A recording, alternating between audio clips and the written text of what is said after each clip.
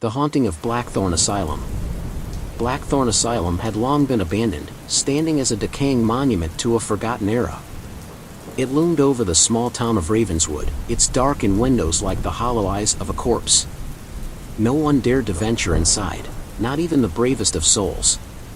That is, until three friends, Emma, Jack, and Lucy, decided to explore its haunted halls on a dare. The first night. It was a crisp autumn evening when they approached the asylum. The sun had just set, casting long shadows that seemed to reach out and beckon them inside.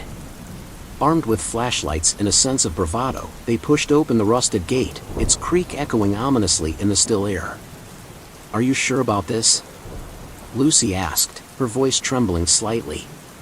"Come on, Lucy." "It's just an old building," Jack replied, trying to sound confident. "Besides, we've got each other." Emma, always the adventurous one, led the way. They made their way up the crumbling steps and through the grand entrance, the air inside thick with dust and the scent of decay.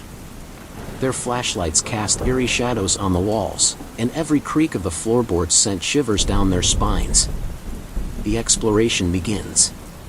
The first floor was relatively uneventful. They found old patient rooms, long empty and vandalized by time. Faded medical charts lay scattered on the floor, and rusty bed frames stood like silent sentinels. But as they ascended to the second floor, the atmosphere grew heavier, almost oppressive. "This place gives me the creeps," Lucy whispered, clutching her flashlight tightly. "Just a little further," Emma encouraged. "Let's check out the old operating theater. It's supposed to be up here." They found the theater at the end of a long, dark hallway. The door was slightly ajar, and as they pushed it open, a wave of cold air washed over them. The room was vast, with a rusted surgical table at its center. The walls were lined with broken cabinets and shattered glass. Jack's flashlight flickered. "Damn batteries," he muttered, giving it a shake. Suddenly, a loud bang echoed from the hallway behind them. They all spun around, hearts pounding. "Did you hear that?" Lucy's voice was barely a whisper. "Probably just the wind," Emma said, though she didn't sound convinced. The first twist. As they turned back to the operating theater, they froze. The surgical table was now occupied. A figure lay under a white sheet, motionless. "That wasn't there before," Jack said, his voice shaking. Emma stepped closer, her curiosity overpowering her fear.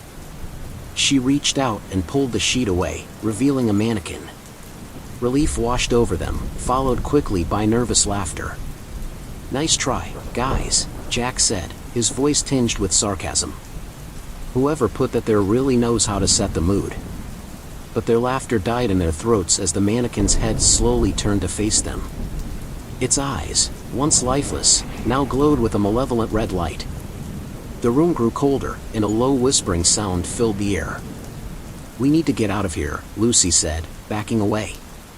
The door slammed shut with a deafening crash, and the whispering grew louder. The friends huddled together, their flashlights flickering erratically. Shadows seemed to move on their own, darting across the walls. "What's happening?" Jack yelled over the noise. "The descent." The whispering reached a crescendo, and the room plunged into darkness. When the lights came back on, they were no longer in the operating theater. They found themselves in a narrow corridor, its walls covered in grotesque, shifting images of twisted faces and suffering souls. "Where are we?" Emma asked, her voice barely audible. "I don't know," Jack replied. "But we need to keep moving." They walked down the corridor, their footsteps echoing eerily. The walls seemed to close in on them, and the air grew colder with each step. They could hear distant screams and cries for help, but the source was nowhere to be seen. The second twist. As they rounded a corner, they saw a figure standing at the end of the corridor. It was a young girl, her hair matted and her eyes hollow. She pointed to a door on their left, then vanished into thin air. "Did you see that?" Lucy asked, her voice trembling. Emma nodded. "We need to go through that door." They opened the door and found themselves in what appeared to be a nursery. Old, Broken toys littered the floor, and the walls were covered in faded, peeling wallpaper. In the center of the room stood a crib, its mattress stained and torn. "This place is giving me the creeps," Jack said, backing away from the crib. Suddenly, the door slammed shut behind them. The temperature dropped dramatically, and they could see their breath in the air. The toys began to move on their own, rolling and bouncing across the floor. A soft lullaby started to play, the sound emanating from an old music box on a nearby shelf. The lid of the crib slowly lifted, revealing a doll with a cracked porcelain face and empty eye sockets. The doll's head turned to face them, and its mouth opened in a silent scream. "Let's get out of here," Lucy yelled, tugging at the door. But the door wouldn't budge. The lullaby grew louder, and the room seemed to pulse with a sinister energy. The walls began to close in, and the floor shook beneath their feet. The final twist. Just when they thought they were doomed, the door flew open, and they stumbled into the hallway. They ran down the corridor, desperate to find an exit. But no matter how far they ran, the hallway seemed to stretch on forever. "What's happening?" Jack panted, his eyes wide with fear. "We're trapped," Emma said, her voice barely audible. "This place won't let us leave." As they rounded another corner, they found themselves back in the operating theater. The mannequin was gone, but the surgical table was now occupied by a figure shrouded in darkness. The figure sat up, its eyes glowing with a malevolent light. "Welcome to Blackthorn Asylum," it said in a voice that seemed to come from everywhere and nowhere. "You'll never leave." The friends screamed as the figure reached out for them, its touch icy and suffocating. The walls of the asylum closed in, and the darkness swallowed them whole. The aftermath. Days later, the townspeople of Ravenswood found the abandoned car of Emma, Jack, and Lucy near the gates of Blackthorn Asylum. Their bodies were never found, but some say that on quiet nights, you can still hear their screams echoing through the halls of the asylum, a chilling reminder of the horrors that lie within. The return to Blackthorn. The legend of Blackthorn Asylum grew, and the tale of the three friends who vanished became a cautionary story told to children. Yet, curiosity has a way of beckoning even the most cautious of souls. A year after the disappearance of Emma, Jack, and Lucy, three new friends, Mia, Ethan, and Olivia, found themselves drawn to the mystery of the old asylum. "Are you sure about this?" Olivia asked, mirroring Lucy's uncertainty from the previous year. "We've got to see if the stories are true," Ethan replied, holding up his camera. "Imagine the footage we could get." Mia, the most daring of the group, led the way up the same crumbling steps, through the grand entrance, and into the belly of the asylum. The air was thick with the same scent of decay, and the shadows seemed to reach out to them, just as they had before. The echoes of the past. The first floor yielded nothing new, just the same patient rooms and eerie silence. As they ascended to the second floor, Mia noticed something chilling, faint, almost transparent footprints leading down the hallway. "Guys, look at this," she whispered, pointing to the ghostly impressions. "Those look fresh," Olivia said, her voice shaky. "Let's follow them," Ethan suggested, his camera rolling. The footprints led them to the old operating theater, the door ajar just as it had been a year before. The room was unchanged, the surgical table still at its center, the air as cold as death. Ethan panned his camera around, capturing every detail. The whispers returned. As they stood in the operating theater, the air grew heavy with an oppressive silence. Ethan's camera flickered, and a soft whispering filled the room. The surgical table remained empty, but the shadows on the walls began to shift, forming grotesque shapes and figures. "Do you hear that?" Mia asked, her eyes wide with fear. "It's the same as the stories," Olivia replied, backing away. Suddenly, the whispering reached a fever pitch, and the room was plunged into darkness. When the lights returned, they were no longer in the operating theater but in a narrow corridor, the walls covered in grotesque, shifting images of twisted faces and suffering souls. "We need to get out of here," Mia said, her voice trembling. They ran down the corridor, their footsteps echoing ominously. The walls seemed to close in on them, the air growing colder with each step. They could hear distant screams and cries for help, but the source was nowhere to be seen. the figures in the dark. As they turned a corner, they saw a figure standing at the end of the corridor. It was a young girl, her hair matted and her eyes hollow. She pointed to a door on their left, then vanished into thin air. "Did you see that?" Olivia asked, her voice trembling. "Yes," Ethan said, swallowing hard. "But let's just follow her. Maybe she's leading us out." They opened the door and found themselves in a room that looked like a library. Dust-covered books lined the shelves, and a massive, ornate desk stood in the center. The air was thick with the scent of old paper and mold. Their flashlights revealed the remnants of a fire in the fireplace, ashes and charred wood still faintly glowing. Who would have lit a fire here? Mia wondered aloud.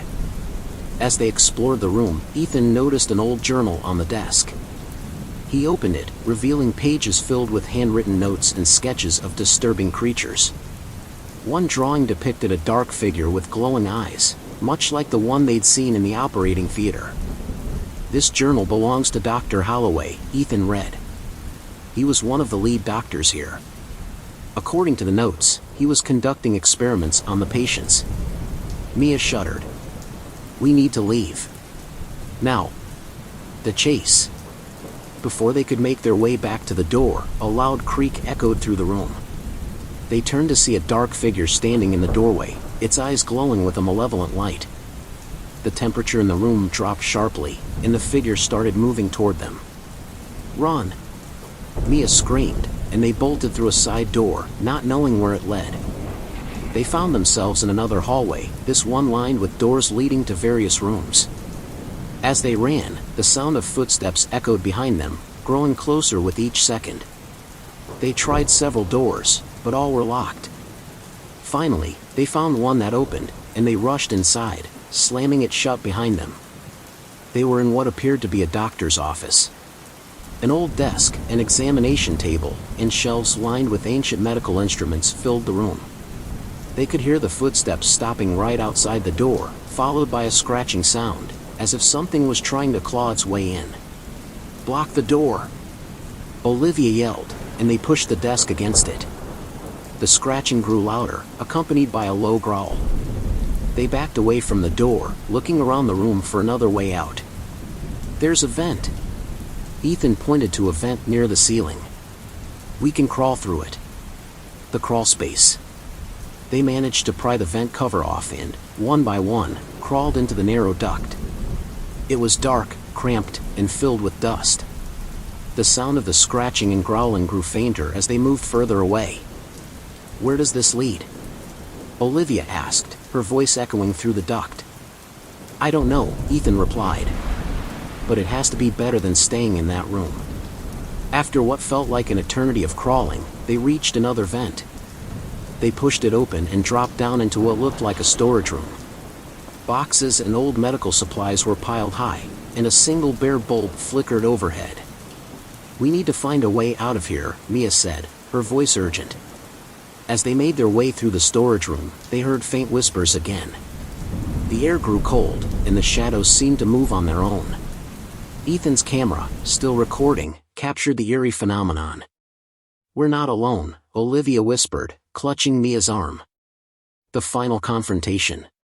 They found another door and cautiously opened it, stepping into a large, open room that looked like an auditorium. Rows of decaying chairs faced a stage, and the walls were lined with portraits of stern-faced doctors. At the center of the stage stood a figure in a long, dark coat. "Welcome," the figure said in a voice that seemed to come from everywhere and nowhere. "I've been expecting you." The friends froze, recognizing the figure from the drawings in Dr. Holloway's journal. It was the doctor himself, or rather, his spirit, twisted and malevolent. "You should not have come here," he continued, his eyes glowing with a sickly green light. "You will join the others in eternal torment." The room plunged into darkness, and the sound of whispers and screams filled the air. The friends huddled together, their flashlights flickering. "This is it," Ethan said, his voice trembling. "We're not getting out of here." "Don't say that," Mia yelled. "There has to be a way." The escape. In the chaos, Olivia noticed a faint glow coming from behind the stage. "Look! There's something back there." They ran towards the stage, dodging the shadows that seemed to reach out for them. Behind the stage, they found a hidden door, slightly ajar with a bright light shining through the crack. "Go, go, go!" Mia urged, and they pushed the door open, stepping into a small, brightly lit room. In the center of the room was a portal, swirling with light and energy. "Is this a way out?" Olivia asked, awestruck. "We have no other choice," Ethan said. "We have to try." One by one, they stepped into the portal, feeling a strange sensation of weightlessness and cold as they were pulled through. The world around them spun, and they were engulfed in a blinding light. The return. When the light faded, they found themselves outside, standing at the gates of Blackthorn Asylum. The sun was rising, casting a warm glow over the town of Ravenswood. They were safe. "We made it," Mia said, her voice filled with relief. "But what about the others?" Ethan asked, looking back at the asylum. "We'll never know," Olivia replied. "But we need to make sure no one else goes in there." The friends made a pact to never speak of what happened inside Blackthorn Asylum, but the experience haunted them for the rest of their lives. They knew that the spirits of the asylum were still there, waiting for the next group of curious souls to enter its cursed halls. The legend lives on. Years passed, and the story of the 3 friends who vanished and the 3 who barely escaped became a local legend. Blackthorn Asylum stood as a grim reminder of the horrors that lay within. Despite the warnings, every so often, someone would be drawn to its dark allure, and the cycle of terror would begin anew. The townspeople of Ravenswood learned to live with the asylum's presence, but on quiet nights, they could still hear the faint echoes of screams and whispers carried on the wind. Blackthorn Asylum remained a place of fear and fascination, its haunted halls a testament to the horrors of the past. For those who dared to enter, one thing was certain: Blackthorn Asylum would never let them leave. And thus, the terrifying legacy of Blackthorn Asylum continued, a chilling reminder of the darkness that can lie hidden in the most unexpected places. Don't forget to subscribe.